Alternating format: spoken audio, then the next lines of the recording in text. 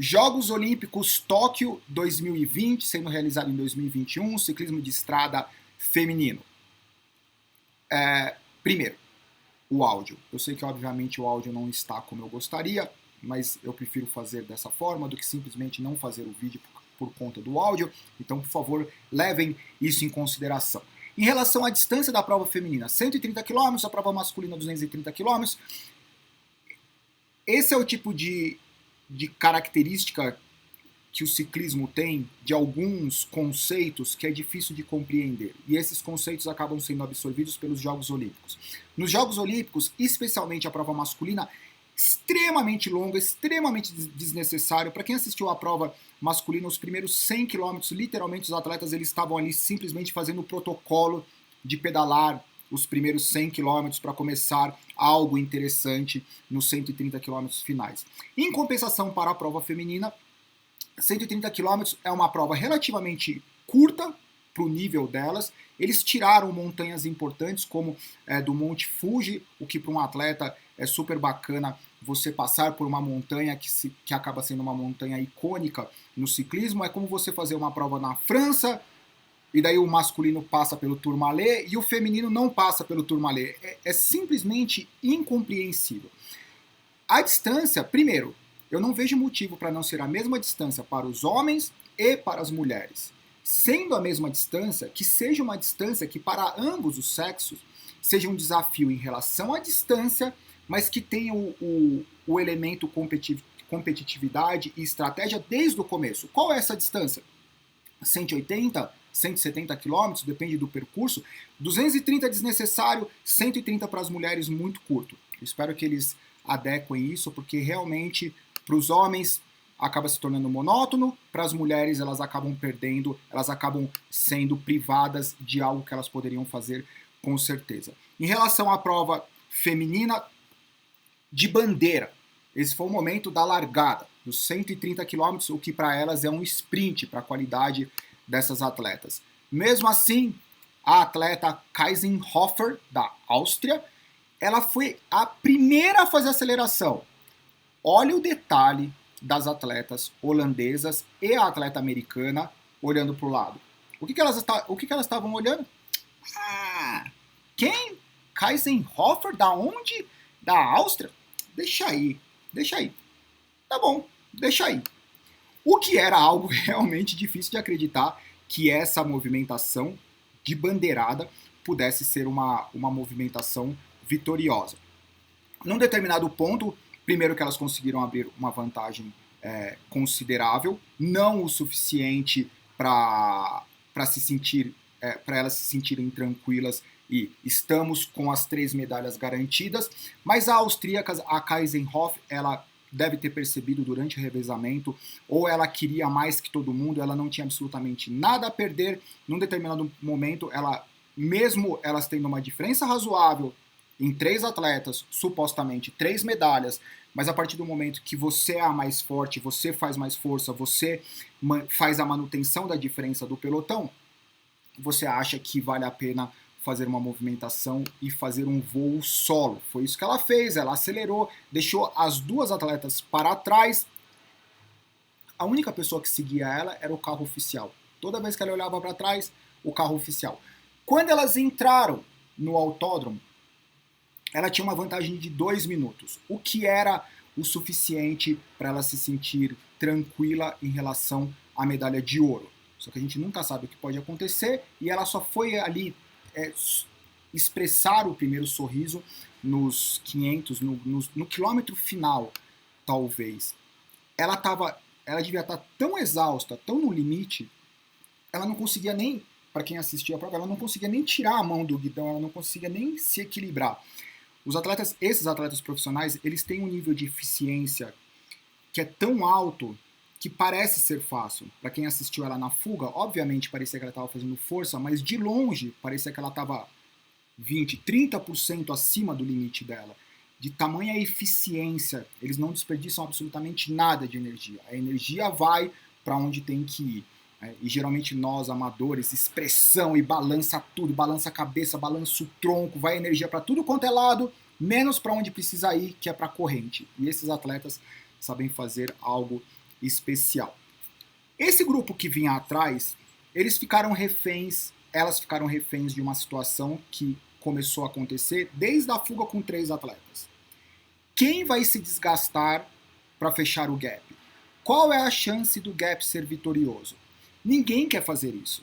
Né? Então, as atletas que estão na fuga, elas precisam acreditar nessa confusão, nesse conflito de interesse.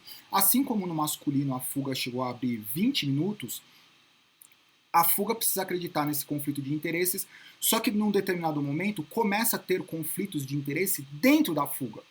E conflito de interesse dentro de um grupo pequeno, o efeito, a perda de velocidade é muito maior do que conflito de interesse dentro de um grupo de 30 ciclistas.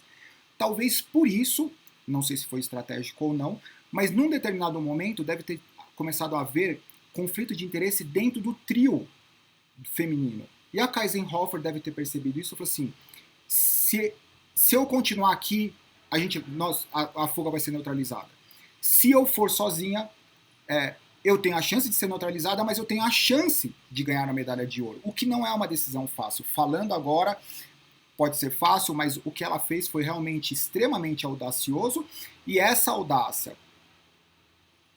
junto com o fato de que ela conseguiu manter o ritmo, manter a diferença em relação ao pelotão que tinham todas as melhores atletas do planeta, a medalha de ouro, sem dúvida, é mais do que merecida. Dentro do autódromo foram várias movimentações, é uma pena não poder usar a imagem. As holandesas, elas tinham uma vantagem numérica, elas poderiam até ser medalha de prata, medalha de bronze, só que no final das contas, entre algumas movimentações, a movimentação definitiva foi da Annemiek van Vleuten, nesse momento, do capacete amarelo.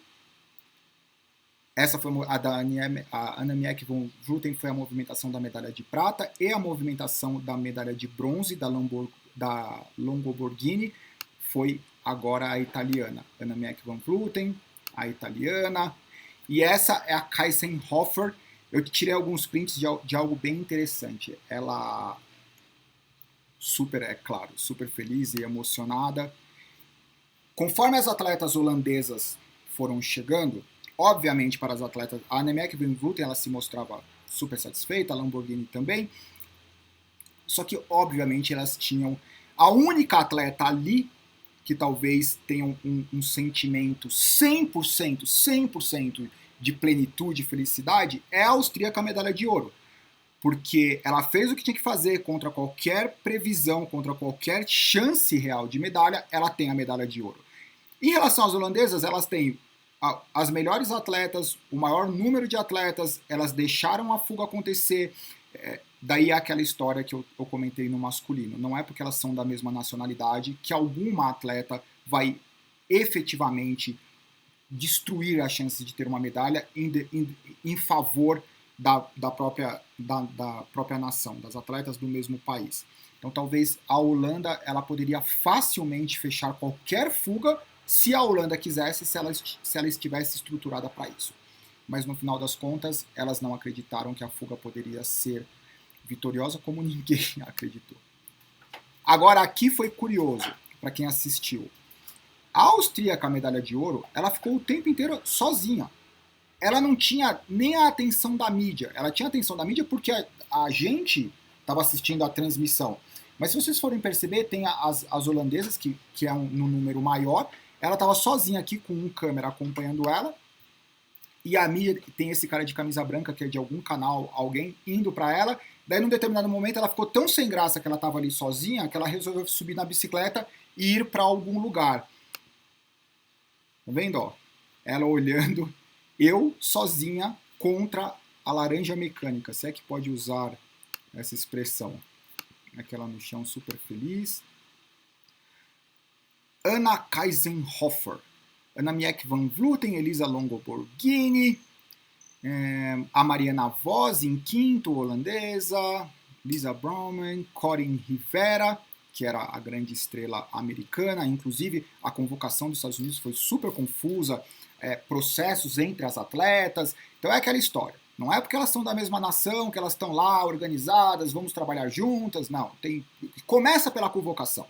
E a gente acompanha isso no Brasil em diferentes esportes. Nem sempre o critério de convocação é claro, nem sempre os atletas que não foram convocados concordam. Então a gente precisa levar isso, todos esses fatores em conta. É uma competição como outra qualquer. Daí aqui da 11ª à 20ª vocês podem parar e dar uma pausa. Vou voltar para essa imagem, que é a imagem mais bacana. E é isso. A única coisa que talvez para os Jogos Olímpicos seria extremamente interessante, inclusive para os torcedores, principalmente para os atletas, que tanto masculino e feminino tivessem a mesma distância para ser competitivo, ser interessante, ser fácil de transmitir. 230 quilômetros não dá. É compreensível em provas clássicas, em provas clássicas, porque é um momento especial. Com exceção disso, 180, 190 quilômetros é o suficiente. Agora, 130 quilômetros é compreensível dentro de uma grande volta para esses atletas. Menos do que 150 quilômetros para esses atletas, com esse condicionamento físico, com a velocidade média com que eles se locomovem, a não ser que seja só montanha ou uma situação muito específica, certo? De qualquer forma, comentário de vocês, abraço, tchau.